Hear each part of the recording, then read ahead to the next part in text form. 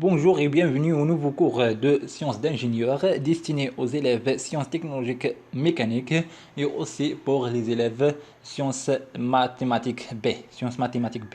D'accord, donc ce cours est principalement destiné aux élèves STM, d'accord, mais pour les élèves de sciences maths B, donc il sera aussi intéressant parce que dans les examens de sciences d'ingénieur, donc souvent on, on vous demande de remplir le diagramme FAST, d'accord?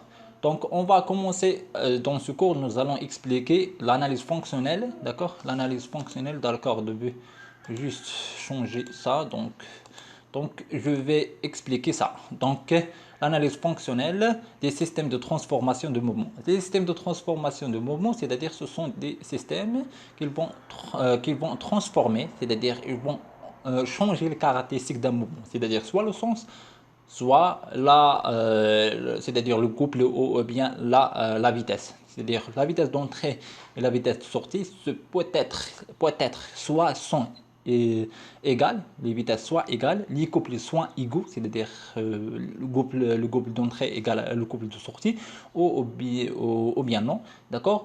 Et aussi, les systèmes de transformation de mouvement, c'est peut-être sert pour changer le sens, c'est-à-dire le sens d'entrée, soit il est au même sens par rapport au sens de la sortie, ou bien il sera opposé, d'accord.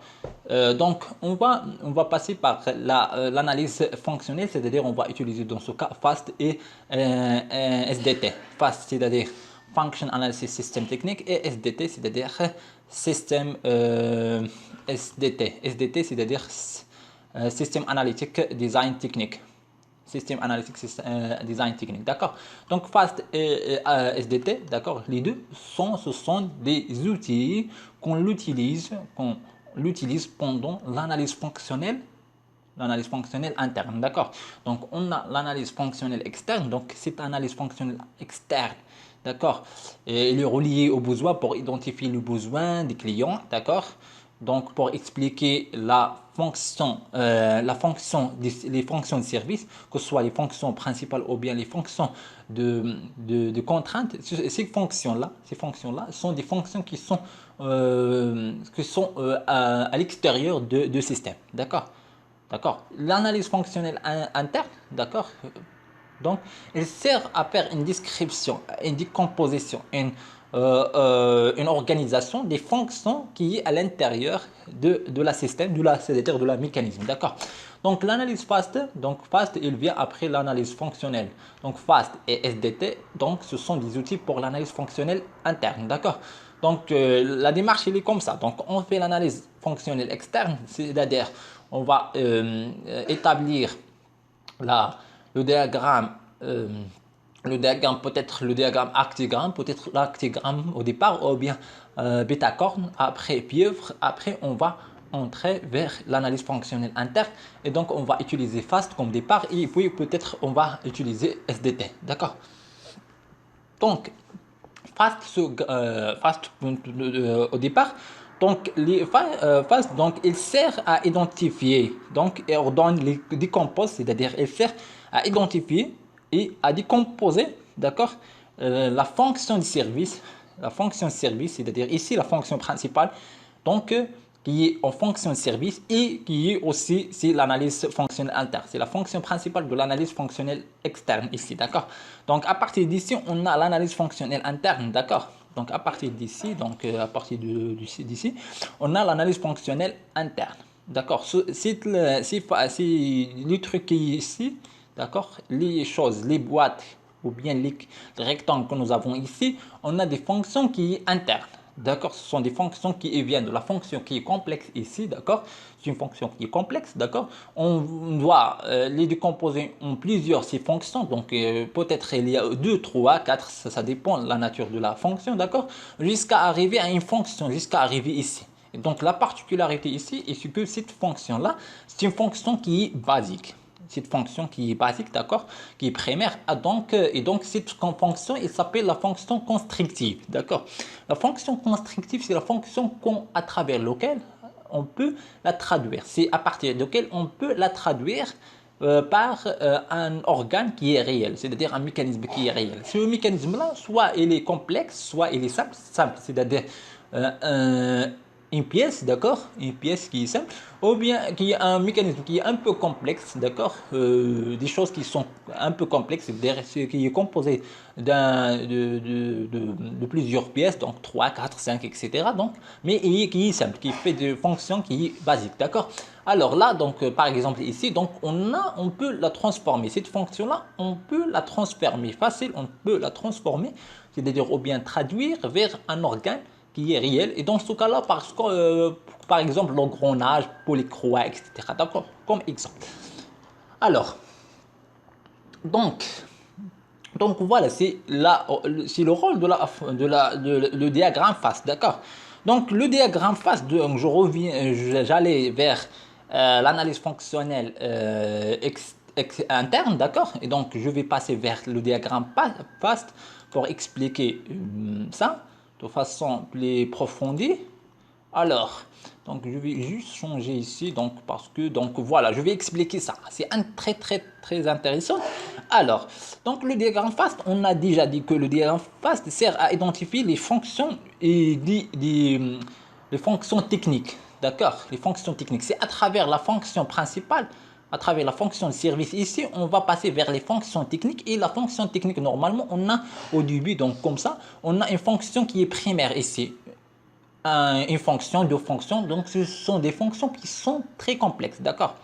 Qui sont très complexes et qui sont juste une décomposition de la fonction du service ou bien la fonction principale. Et donc là, on a une fonction qui est primaire. Donc, cette fonction qui est primaire, qui est une fonction qui est interne, qui est à l'intérieur du service, d'accord? On va les décomposer, d'accord? On va les décomposer en plusieurs sous-fonctions qui doivent être jusqu'à la fin, donc des fonctions qui sont basiques, d'accord? De plus en plus simple. On va les décomposer jusqu'à arriver à une fonction qui est de plus en plus simple. D'accord? Et donc, les ordonnes, ils décomposent de façon logique, fonctionnelle logique. D'accord? On a un logique dans le processus de la décomposition de ces fonctions-là. D'accord? Donc après, on va arriver à le stade final ici. Donc on a déjà expliqué ça. Donc c'est une fonction qui est constructive et donc on peut facilement traduire vers une fonction, vers un organe, un constituant, un élément technologique qui, que ce soit simple, que ce soit un peu complexe, d'accord? Donc un mécanisme, une pièce, etc. Donc voilà, mais de toute façon générale, ce sont des technologies, des solutions qui sont technologiques, d'accord? Qui sont réelles. D'accord, ce sont des pièces de système. Donc maintenant, ici, on parle donc dans ce stade-là, on parle des fonctions qui sont internes. Donc c'est juste des fonctions, et c'est-à-dire ce sont juste des descriptions de l'élément. D'accord. Là, on a une fonction qui est globale du service qui est externe. D'accord.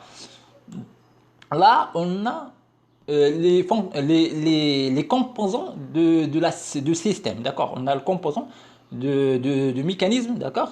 Et donc, ce mécanisme, l'ensemble, c'est-à-dire l'assemblage de tous ces éléments-là, donc, nous donne un mécanisme donc, qui sert à satisfaire ou bien à remplir la fonction ici, d'accord, cette fonction-là. D'accord, donc pour faire l'analyse fonctionnelle et interne, d'accord, c'est-à-dire pour remplir le diagramme FAST, on doit poser deux questions qui sont très intéressantes, d'accord? Donc voilà, c'est ça. Donc oubliez quand, c'est-à-dire la durée, donc quand cette fonction doit être assurée, d'accord? C'est-à-dire la date. Donc ça, on va pas l'utiliser, d'accord? Donc on va s'intéresser à deux questions qui sont très intéressantes, donc afin de remplir le diagramme FAST. Donc la fonction 1, donc ici, donc la fonction, on a la fonction par exemple, ici on a une fonction. D'accord, que ce soit une fonction qui est de service ou bien une fonction technique, mais de toute façon, on a une fonction. D'accord. Donc, à la droite, on a une fonction primaire. Donc, c'est une décomposition de la fonction. Donc, c'est une décomposition de la fonction 1. D'accord. Donc, pour remplir cette fonction-là, on doit, ou bien on va poser la question suivante. Donc, comment doit être assuré. Donc, doit être assuré, pardon. Donc, c'est-à-dire comment cette fonction doit être assurée, d'accord? Et donc, comment doit être assuré? Donc, il nous donne une deuxième fonction, d'accord? Donc, la réponse à cette question-là, il va nous donner la fonction suivante, ainsi de suite. D'accord? Si nous avons ici une description ici, donc c'est-à-dire, alors je répète ça pour être plus clair. Alors, donc on a une fonction qui est ici, qui est bien définie, c'est-à-dire il est décrit ici, d'accord? Par exemple, je reviens ici. Donc, on a cette fonction qui est décrite. Donc, cette fonction, elle est déjà expliquée. Donc, et ce cas-là, il est vide. D'accord? Il est vide. Donc, pour remplir ce cas-là, donc, on doit nous poser la question suivante. C'est-à-dire, comment doit être assuré. C'est-à-dire, comment cette fonction doit être assurée. D'accord? Comment cette fonction doit être assurée. Ou là, comment on doit assurer cette fonction, d'accord? Donc, ou bien, bon, à travers quel moyen, d'accord? Ou bien à travers quel moyen. Donc voilà, on va poser cette question-là, on va le prendre et appliquer ici. Donc, comment on doit remplir la fonction aspirer la poussière? Comment on doit remplir, comment la fonction aspirer la poussière doit être assurée. Comment elle doit être assurée? Donc cette fonction, elle doit être assurée par une création d'un flux d'air. D'accord? D'accord? C'est comme ça. Donc cette fonction-là, aspirer la poussière, elle sera remplie, elle sera assurée par une création d'un flux dur. Et donc la création d'un flux dur, on va juste commencer par un verbe et donc créer un flux d'air. D'accord? C'est comme présenté ici. D'accord? Par exemple ici, je vous donne un deuxième exemple et donc séparer la poussière de l'air. Donc comment la fonction séparer la poussière de l'air doit être assurée? Ou bien à travers quel moyen à travers quel moyen la fonction séparer la poussière doit être assurée. Et donc, cette fonction, il doit être la fonction séparer la poussière de l'air, il doit être assurée par une filtration de l'air. Par une filtration de l'air. Et c'est-à-dire filtration de l'air. Et donc, on va remplacer le nom par le verbe. Et donc, on va faire ici, on va écrire ici, filtrer l'air. D'accord? Et ainsi de suite. Donc, si par exemple, cette fonction-là, elle est déjà expliquée et la fonction qui est avant, elle n'est pas expliquée, c'est-à-dire elle est vide. Donc, comme présenté ici. Donc, on suppose dans ce cas-là, dans le deuxième cas, que cette fonction, elle est expliquée et l'autre qui est avant, donc, il n'est pas expliqué, qui est vide. D'accord? Alors que l'étudiant doit remplir cette fonction, c'est-à-dire doit écrire la fonction. D'accord, dans ce cas-là, on va poser cette question-là. Pourquoi doit être assurée? D'accord? Pourquoi doit-elle être assurée? D'accord? Donc, on va poser la question pourquoi. Alors, on va passer ici. Donc, créer un flux d'air. D'accord? Donc, donc, pourquoi pourquoi on doit créer un flux d'air? D'accord? On doit créer un flux d'air parce que on veut aspirer la poussière, d'accord? On veut aspirer la poussière. Et donc, on va remplacer aspirer la poussière ou l'aspiration de poussière par ici aspirer la poussière ou bien aspiration de la poussière. Donc, il sera le même. Donc, juste assurer que au début, vous devez écrire un verbe infinitif, d'accord? Comme ça, il sera très bien expliqué, d'accord? Donc, on va répéter la même chose, c'est-à-dire vers comme ça, on va poser la question pourquoi et vers comme ça, on va poser, c'est comme ça, on va poser la question comment, d'accord? Ici, pourquoi on doit filtrer l'air? D'accord, c'est facile donc, d'accord. Pourquoi on doit filtrer l'air? Donc parce qu'on veut séparer la poussière de l'air. Donc c'est simple. Alors donc je vais faire la même chose ici, mais donc maintenant je vais remplir cette fonction-là. Alors je dois poser la question comment? Comment je dois remplir la fonction filtrer d'air? Donc la fonction de filtrer d'air, elle doit être assurée. Donc comment? C'est-à-dire à travers quel moyen? Donc ici, donc cette fonction, elle doit être assurée par le moyen d'un filtre, d'accord? Donc ici, on a une fonction qui est basique, donc filtrer l'air. On a un élément organique technologique qui sert à filtrer l'air. que la fonction تاعو c'est de filtrer l'air, et donc dans ce cas-là, donc c'est un filtre, d'accord. Donc je vais passer donc ici.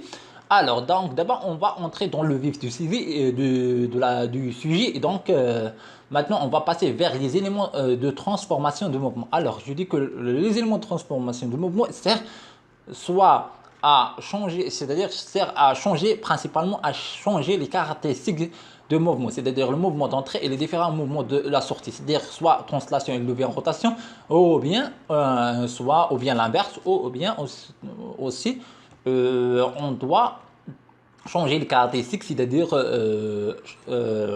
changer la vitesse, ou bien le couple, ou bien le sens, d'accord.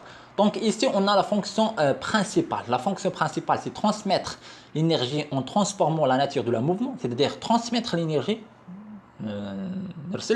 l'énergie, d'accord, transmettre, ça fait l'énergie, d'accord, en transformant, en changeant, transformant la nature de la mouvement. La nature de la mouvement, c'est-à-dire, si maintenant, si par exemple j'ai une rotation, alors à la sortie, il sera une translation. Si j'ai une translation, alors c'est peut-être il sera une rotation. Si une translation, peut-être il sera une translation, mais peut-être il sera donc soit en changeant la direction, soit en changeant le couple, soit en changeant la vitesse, d'accord. Donc là, donc c'est une fonction, ça, c'est une fonction qui est primaire. C'est une fonction de quoi? C'est une fonction de service, d'accord. Donc fonction de service est principale.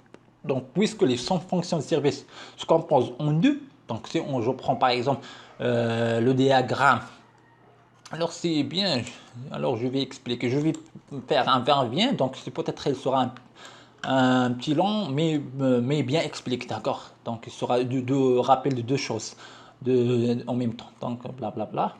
Donc je passe ici. Donc d'accord. Donc on a un diagramme pieuvre ici. Donc la fonction principale. Donc si je passe vers pieuvre, alors oui, reset pieuvre.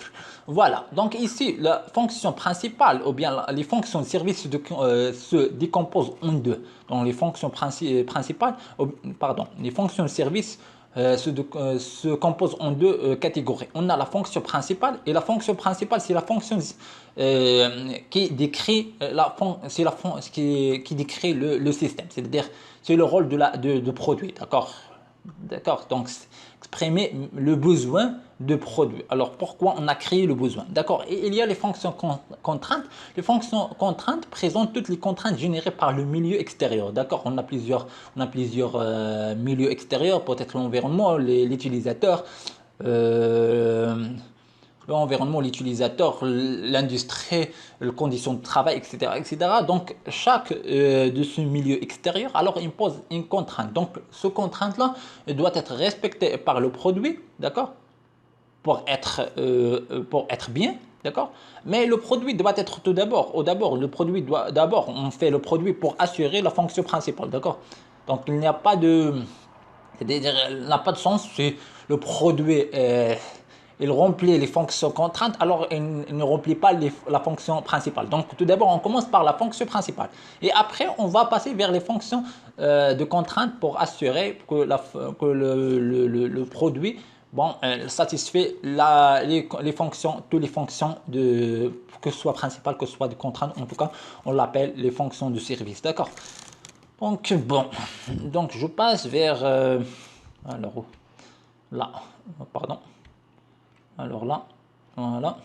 Alors, donc maintenant, donc ici la fonction principale. Ici c'est la fonction principale, et cette fonction principale ici, donc c'est qui décrit, donc on a qui est relié par ça. Donc vous remarquez, on a un ligne qui est comme ça, donc qui est différent à la ligne donnée pour les fonctions de contrainte, d'accord. Ça c'est pour les fonctions de service, d'accord. On fait un ligne qui est comme ça, donc c'est une fonction plutôt de principale.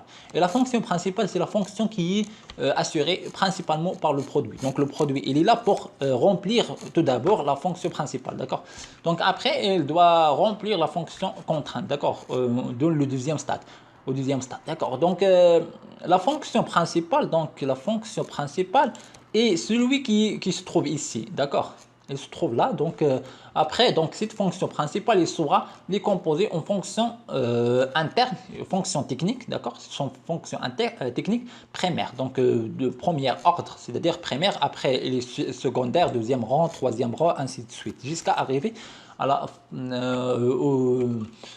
aux solutions technologiques. D'accord. Donc, transmettre l'énergie en transformant la nature de la mouvement. Donc, comment? Donc, ici, on va pas poser la question comment. Comment on doit remplir la fonction transformant la nature, transmettre l'énergie en transformant la nature de des mouvements. D'accord. Comment?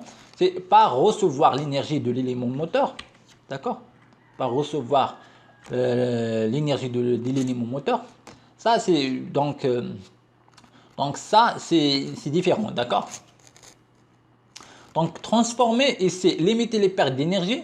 Donc, les choses qui sont ici sont des fonctions contraintes, d'accord?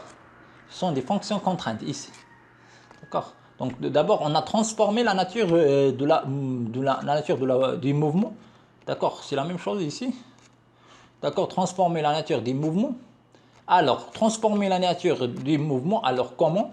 Par obtenir une fonction périodique, d'accord? Soit par obtenir une fonction périodique ou bien obtenir une fonction non périodique. Donc ici, c'est juste, on décompose, c'est une décomposition, c'est pour trouver des idées, d'accord? Ce n'est pas exactement le diagramme en face, d'accord? Alors, après, on a obtenir une fonction périodique. Donc, obtenir une fonction périodique, cette fonction périodique soit sinusoïdale, soit quelconque. Alors, s'il est sinusoïdal, on a Biel-Manivelle. D'accord? Une fonction sinusoïdale pour transformer la nature de la mouvement, c'est Biel-Manivelle. Donc, Biel-Manivelle, elle sert de Biel-Manivelle, elle change principalement à l'entrée on a rotation et à la sortie on a c'est l'inverse. À l'entrée on a à l'entrée on a translation des pistons, d'accord? Le piston il va descendre et monter, après il va entraîner le bil manivelle à monter et descendre, et à travers le bil manivelle c'est un élément, donc cet élément là il va changer, il va entraîner un bil broquin qui va tourner, d'accord? Donc on a quelconque on va utiliser quand, d'accord? On va voir ça après. Donc ici la même chose, donc obtenir une fonction non périodique linéaire, dans ce cas soit linéaire soit quelconque. Alors linéaire, on a bicycro, on a pignon crémaillère, on a polycroix, on a pignon chaîne. Bicycro, c'est une solution bis sans fin.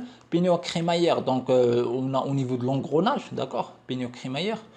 Donc je vais quand même, je sais pas. Pignon crémaillère, alors. Pignon crémaillère, alors voilà, c'est la pignon crémaillère, elle est comme ça, d'accord? Donc je reviens. Et on a pour les croix, donc c'est clair, je pense, j'ai déjà expliqué hier. Et pignon chaîne, on a déjà expliqué. Et levier coulisse, donc levier coulisse, on va voir ça après. Donc levier coulisse, c'est une fonction qui est non périodique et quelconque. C'est le dernier pas linéaire, mais c'est quelconque. Donc, ou bien, donc maintenant on a un diagramme face. Ça, c'est le diagramme face. Donc, le diagramme face, on a transmettre, d'accord, voilà. On va prendre ça, juste ça. Donc, transmettre l'énergie mécanique. Donc, comment on va transmettre l'énergie mécanique? Par adapter l'énergie mécanique. D'accord? On a deux fonctions principales secondaires, d'accord? Comment par adapter l'énergie mécanique et aussi comment par transformer l'énergie mécanique. C'est-à-dire cette question-là, elle se décompose en deux questions après. Donc, adapter l'énergie mécanique et transformer l'énergie mécanique. Donc, adapter l'énergie mécanique. Comment on va adapter l'énergie mécanique? Donc, on va adapter l'énergie mécanique de rotation. D'accord? On va par adapter l'énergie mécanique de rotation. Et donc, dans ce cas-là, comment on va adapter l'énergie mécanique de rotation? C'est par adapter l'énergie mécanique de rotation parallèlement. Et on va adapter l'énergie mécaniquement, ou bien on va adapter l'énergie mécaniquement de rotation perpendiculairement. D'accord?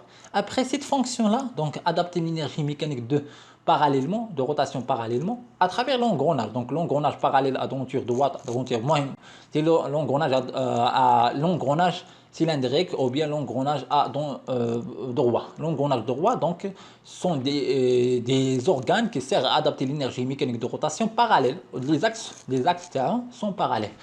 Alors, ou bien pour les croix. Pour les croix, on peut utiliser les axes terrain, les axes des deux poulies, que ce soit pour les motrices, que ce soit pour les réceptrices, et les parallèles. Donc, adapter l'énergie mécanique de rotation perpendiculaire. Donc, les axes ici sont perpendiculaires. Dans ce cas, on va passer directement, on a une idée de remplir cette fonction par un engrenage concurrent. Engrenage concurrent, exemple d'un engrenage conique par exemple. Donc, engrenage conique ou bien vis sans fin. d'accord, vis sans fin. Ou peut-être ici, on peut ajouter ρ de friction. Donc, de ρ de friction peut être ajouté ici. On peut aussi ajouter polycroix. Polycroix parce que polycroix, dans le cas d'un polycroix, et la croix ici sera plate, d'accord. Donc, le polycroix et la croix plate, il sert, elle nous donne l'avantage de faire ça, d'accord. Des axes être perpendiculaires. Alors, donc la fonction 2, c'est transformer l'énergie mécanique. Donc, transformer l'énergie mécanique, c'est-à-dire la changer, c'est-à-dire changer de translation vers rotation, de rotation vers translation. Donc, transformer comment? On a deux. On sait qu'on peut faire deux, que ce soit de rotation vers translation ou bien translation vers rotation. C'est pourquoi on a deux cas ici. D'accord. Transformer l'énergie mécanique de translation, donc le départ, l'entrée en la translation, en l'énergie mécanique de rotation. Et l'arrivée, c'est-à-dire la sortie de notre l'organe, de notre système, il nous donne, c'est-à-dire on va entrer en énergie de translation, à la fin, on va obtenir une énergie mécanique de rotation. D'accord. Comment? D'accord. Comment? Par Pinot-Crémaillère. Alors, Pinot-Crémaillère.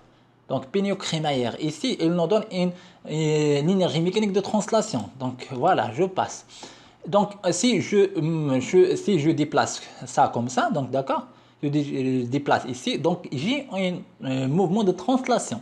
D'accord. Donc, à travers, on a ici, on a transmettre d'énergie par obstacle, d'accord.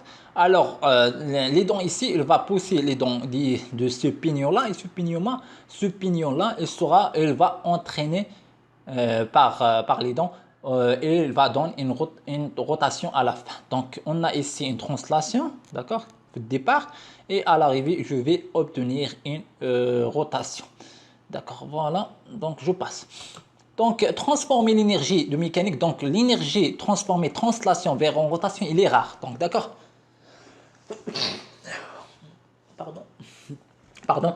Donc, transformer l'énergie mécanique de translation vers rotation, c'est rare. Donc, on n'a pas plusieurs mécanismes. Donc, c'est-à-dire n'est pas utilisable dans la vie réelle. Donc, il y a peu des mécanismes qu'on va faire translation vers rotation. À l'inverse, il est très fréquemment. D'accord. Donc, transformer l'énergie mécanique de rotation en énergie mécanique de translation, comment? Donc, comment on va transformer l'énergie mécanique de rotation en énergie mécanique de translation? Soit il sera continu ou bien il sera alternatif. Il sera continu ou bien alternatif. Donc, continu, c'est-à-dire vis creux, c'est-à-dire vis sans fin, vis écrou, ou bien polycroix. D'accord. Donc, polycroix, il sert à faire rotation vers translation. Polycroix. D'accord. Et aussi, je vais expliquer, je vais passer vers explication. Donc, je ne sais pas si ici un polycroix, donc je ne sais pas. Non, non. Alors, polycroix. Donc, pourquoi? Donc, c'est juste intéressant. Pourquoi polycroix, il donne pourquoi polycroix, si il donne non, ça. Alors, polycroix, non. Donc, c'est l'engrenage. Alors, je ne sais pas, j'imagine. Alors, pourquoi? Parce qu'on a deux roues, d'accord. Si deux roues là, elles tournent, d'accord. Mais la translation à la fin, donc la translation, elle arrive de la croix. Donc, c'est la croix qui va translater. Et cette translation qui sert à transporter les choses. Donc, c'est ça, c'est ça l'objectif, d'accord. C'est pas de relier les deux roues, mais non, c'est de relier deux roues à travers les croix, et la croix qui va faire le travail, d'accord. C'est le travail de translation. Ici, on a une translation. Alors, vis micro, c'est facile, donc c'est juste une rotation, mais voilà, c'est juste, elle ressemble à crémaillère, mais on a un vis sans fin, et après on a un poli, donc le vis sans fin, il fait un mouvement de rotation, d'accord. Et en même temps, on a une liaison qui est équidale, c'est-à-dire la rotation, elle va entraîner une translation. D'accord. Donc après, on a transformé l'énergie mécanique de rotation. Les vitesses ici sont des vitesses qui sont continues. D'accord. Transformer l'énergie mécanique de rotation en énergie mécanique de translation alternative. Donc, c'est-à-dire, il sera up-down. Donc, c'est-à-dire, il sera des choses qui sont alternatives, c'est-à-dire, ils se répètent. D'accord. Et là, on a Bill Manivelle, donc on va entrer dans un cycle. Bill Manivelle, le véhiculiste et cam. Donc, d'accord. Donc, on a ici ces chaînes d'énergie, d'accord? C'est intéressant. Donc, chaîne d'énergie, on a déjà expliqué ça. Et on a SDT. D'accord. Pour les SDT, je vais expliquer ça, d'accord?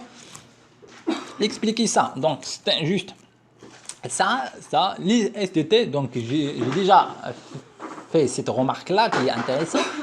Alors, SDT, c'est seulement l'actigramme, d'accord? Attention, SDT, c'est juste l'actigramme et parfois, on va ajouter ici des conditions. On a 4 conditions, c'est-à-dire W, R, etc. Donc, c'est juste là, principalement, toutes ces cases-là sont remplies à travers le diagramme actigramme et après, on va ajouter les conditions si il demande ça. Si il demande dans les preuves, on a ça, on va les remplir, d'accord? Alors c'est la même chose, on a la même chose, donc c'est presque.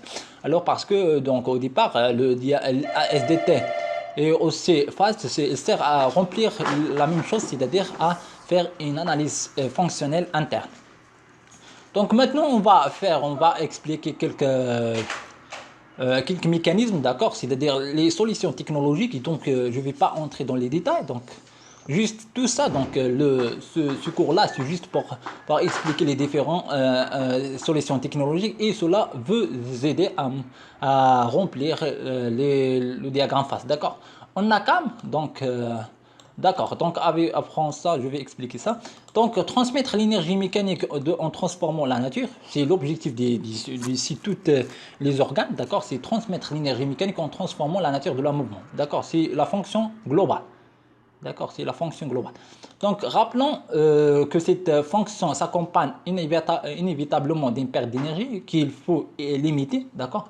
Bien sûr, donc toute transformation d'énergie s'accompagne avec une perte d'énergie. Donc, la puissance d'entrée, la puissance de sortie plutôt, elle est inférieure à la puissance d'entrée. Donc, le rendement, il est inférieur à 1.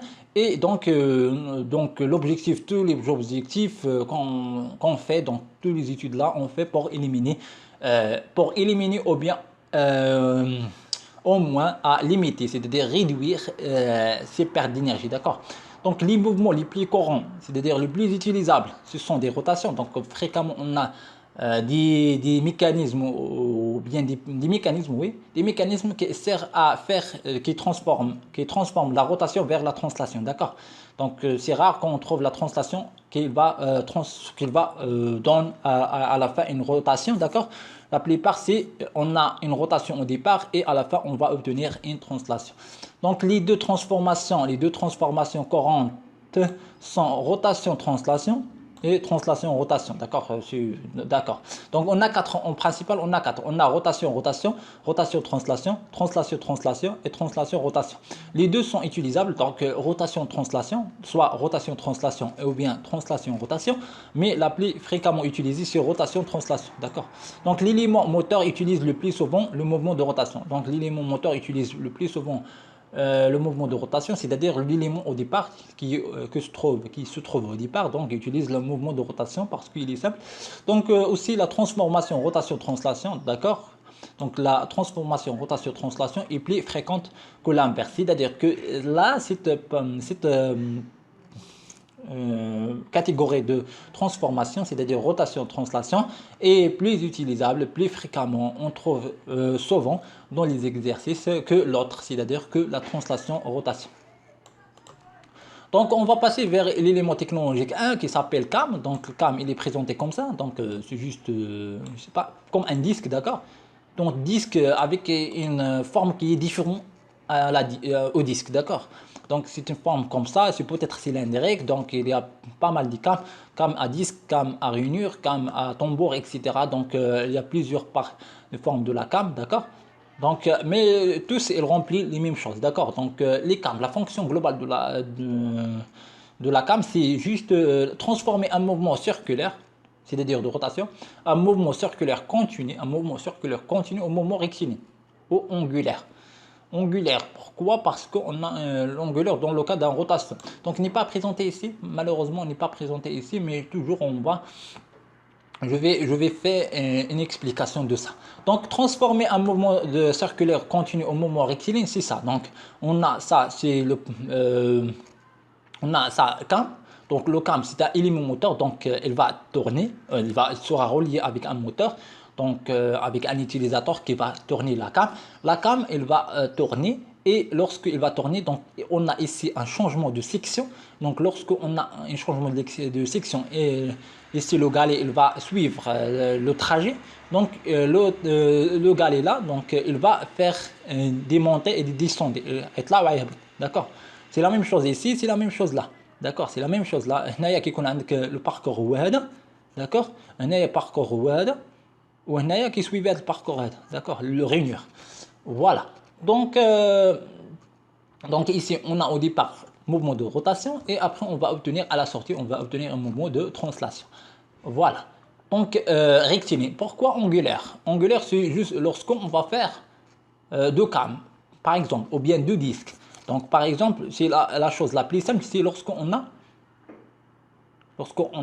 donc la réponse c'est lorsqu'on a des roues de friction.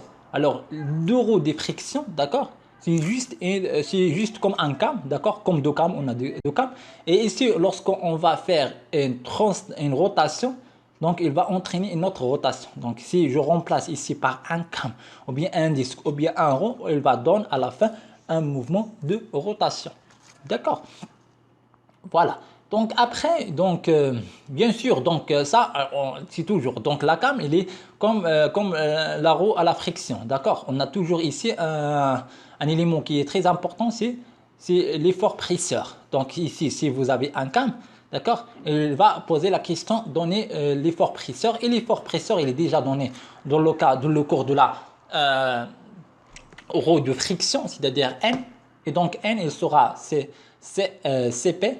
C'est Cm plutôt, N égale à Cm, c'est-à-dire le couple moteur, CRF fois R. Et R là, c'est le rayon.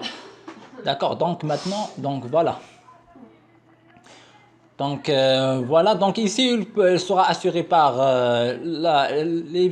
le contact, il sera assuré par un ongle, par Platon, pardon. Il sera assuré par spring, c'est-à-dire le ressort, pas un ressort, d'accord. La plupart du temps, on va assurer ça par des ressorts. Donc, plusieurs types de ressorts. Donc, je vais passer. Donc, voilà. Et maintenant, on va passer vers le système Bell-Manivelle. Donc, le système Bell-Manivelle, c'est celui-là, d'accord. Voilà, Bell-Manivelle, donc, qui est présenté ici. Il y a l'élément 2, d'accord, Bell-Manivelle. Bell-Manivelle, c'est un mécanisme plutôt. Donc, pardon. Bell-Manivelle, c'est celui-là. On a deux. C'est-à-dire, celle-là, c'est la bielle. D'accord.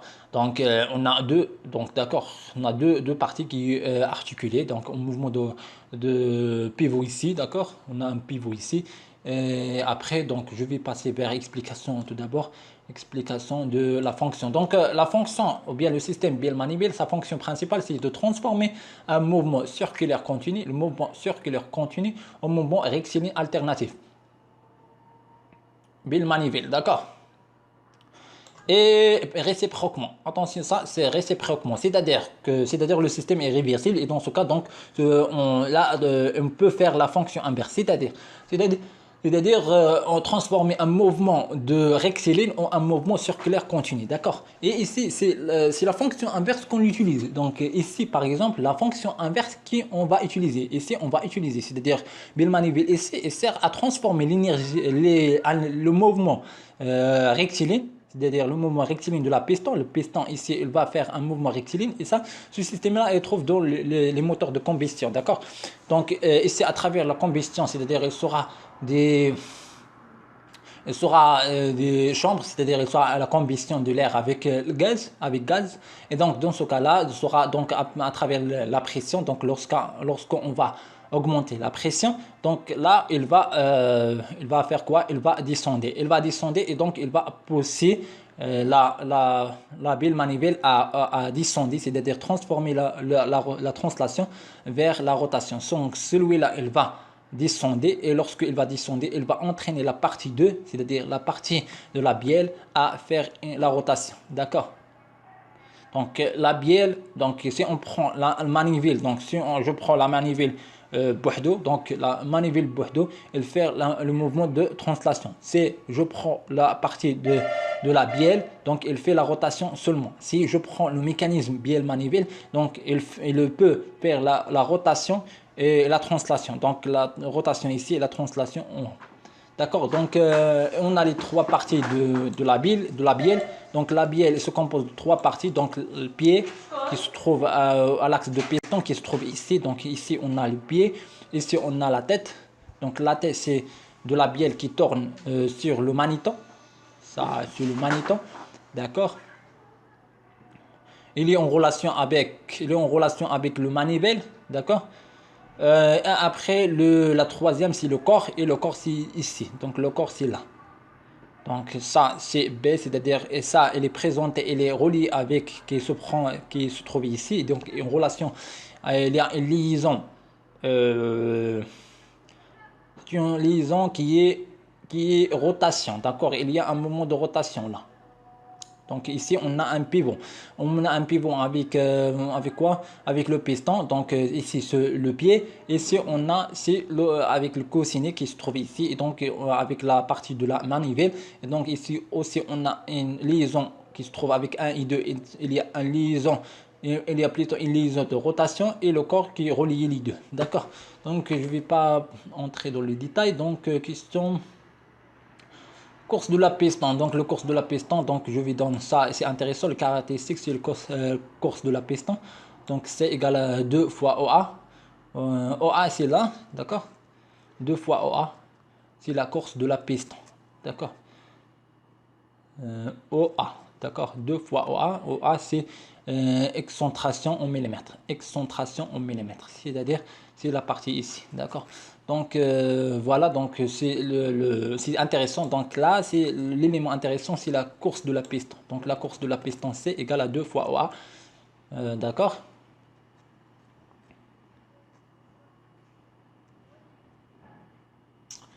Alors maintenant, on va passer on va passer.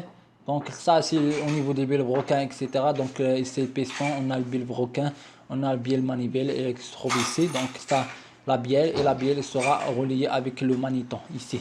Donc je ne vais pas entrer dans les détails, ça, donc d'accord. Et après donc je vais passer vers le pignon crémaillère. Donc pignon crémaillère, la fonction globale c'est transformer un mouvement circulaire continu en mouvement rectiligne alternatif et réciproquement, c'est-à-dire on a la fonction inverse, réversible. D'accord, on peut soit faire une translation comme départ et puis on va obtenir une rotation ou bien l'inverse. D'accord. Donc le système Vicicro fonction transformer un mouvement de rotation continue en mouvement de translation continue, transformer un mouvement de rotation Vicicro, c'est-à-dire on a ici liaison qui est hélicoïdale et donc on a au départ c'est rotation, d'accord. Donc on va faire une rotation et cette rotation là elle va entraîner une translation qui est continue. Donc le système est réversible uniquement, il y a une condition. Donc le système, c'est-à-dire je peux faire la translation continue, c'est-à-dire je peux commencer par translation continue ou bien c'est-à-dire transformer la translation continue en rotation continue si et seulement si, c'est-à-dire il y a si uniquement si l'angle de l'inclinaison bêta qui se trouve ici, donc l'inclinaison bêta, donc de lisse, donc n'est pas présenté ici malheureusement, donc de lisse, d'accord. Donc d'hélice, on a ici, donc je trouve ici, donc d'hélice doit être supérieur à l'angle de frottement, d'accord? Parce qu'ici on a déjà un frottement. Donc après on a ici les principes, donc je ne vais pas entrer dans les détails. Donc il faut noter ça. Donc il faut juste noter ça. Donc ça, noter ça pour les pignots crémaillères et pour le système de la bielle manivelle. Donc pour la cam, on a juste, il faut juste noter la fonction, d'accord? Il faut juste noter ça. Donc au niveau de la bielle manivelle, il faut noter ça, d'accord? Il faut noter ça, la course. Donc l'élément caractéristique d'ici, c'est la course. Donc la course du piston égale, qui est C, donc C égale à 2 fois 3, 2 fois OA plutôt, pardon, c'est C égale à 2 fois OA. D'accord, le piston c'est l'élément 3, c'est ici. Donc le piston il va faire une course et la course donc C qui est notée C égale à 2 fois OA, c'est la relation entre la course de la piston et l'élément de la bielle, c'est-à-dire la bielle. Donc ici OA c'est la bielle, donc c'est la distance de la bielle OA par exemple, d'accord. Voilà, donc c'est parmi les questions qui se posent, c'est on va dans ça, d'accord. Après, donc, après, on a au niveau de verre crémaillère, pignon crémaillère, il faut noter ça, d'accord? Et pour Vicicro, il faut noter la fonction principale. Et après, il faut noter ça. Donc, la loi d'entrée-sortie. La loi d'entrée-sortie, il est simple, donc je vais expliquer ça. La loi d'entrée-sortie. La loi d'entrée-sortie est donnée par la relation suivante. La loi d'entrée-sortie, c'est la relation qui relie l'élément de sortie avec l'élément d'entrée. Donc, au niveau de l'engrenage, on a Wx sur Wy, Ws sur W d'entrée, c'est-à-dire WR, d'accord? C'est qui est le rapport de transmission, d'accord? Au niveau du Vicicro, d'accord? On a la loi d'entrée-sortie, c'est l'élément qui est relié la translation de la rotation de la vis avec la translation, d'accord? Donc, on a la translation, ou bien le déplacement de relatif de l'écrou, d'accord? Déplacement relatif de l'écran, donc qui est en relation avec l'angle de rotation, c'est-à-dire lorsque l'écran il va faire une rotation, il va se translater en même temps. Donc la relation qu'il existe entre la translation et la rotation, il est donné par ça, c'est-à-dire x égale à pi sur 2pi fois θ, avec p c'est le pas, d'accord, le p c'est le pas de vis millimètre par tour, et p sur 2pi il est appelé le pas réduit, d'accord, le pas réduit. Et θ, c'est l'angle de rotation. Θ, c'est l'angle de rotation en radian. Donc là, cette relation-là, si par exemple, vous avez oublié cette relation-là, d'accord, pendant l'examen, etc., c'est une juste l'application de règle de 3, d'accord. On a θ, donc lorsque θ, lorsqu'on va faire un tour, c'est-à-dire lorsqu'on va faire un tour, c'est-à-dire lorsqu'on a un tour, c'est-à-dire qu'on a une 2P. Donc on a déjà fait 2P. Donc 2P, il donne un pas. Donc le un pas de translation, on a un seul tour. Donc ici on a donc je vais passer ici.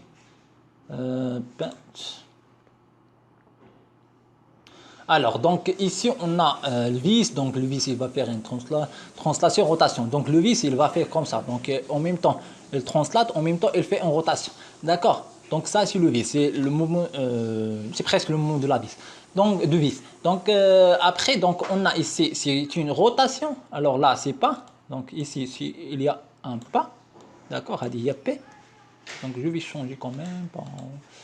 Là, c'est vert pinceau et ici, c'est rouge. Donc on a ça, c'est P, d'accord? Pardon.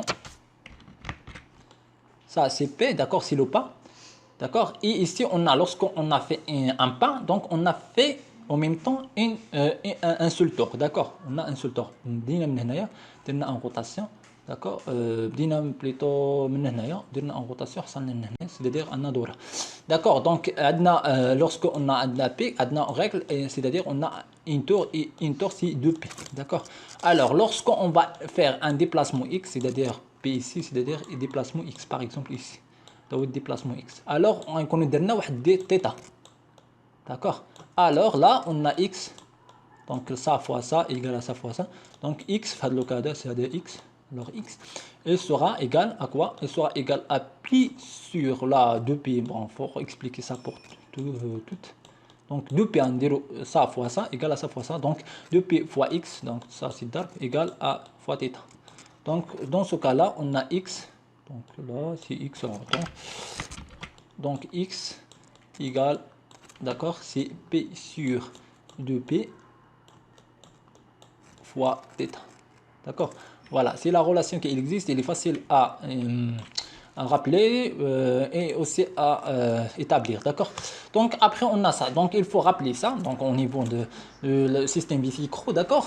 Donc voilà, donc ce sont tous les éléments essentiels pour savoir. Donc les autres on a déjà expliqué, dans les cours qui sont séparés, donc pignon crémaillère on a déjà expliqué, les engrenages on a déjà expliqué les relations pour les croix aussi, engrenage conique, engrenage droit, etc., les différents types, les astuces, etc., on a déjà expliqué.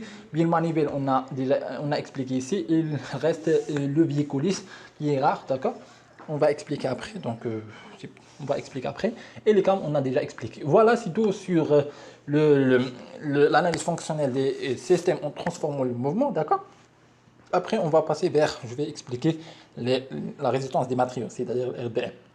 Donc, dans le cours de RDM, nous allons voir les éléments suivants, c'est-à-dire les notions de RDM. Après, je vais passer vers l'élément de traction, compression, cisaillement, après flexion et après torsion. Donc, on a notion de contrainte, notion de contrainte, force, on a allongement et déformation. D'accord? Et après, la relation qui existe entre les deux, d'accord, entre les deux. Et après, on a au niveau de compression, on a les essais de compression, les essais de traction. Après, on a les flexions, d'accord, les efforts et les moments, d'accord, l'effort tranchant et les moments réfléchissants. Et après, flexion et après, on a torsion, d'accord. Donc voilà, merci et à très bientôt.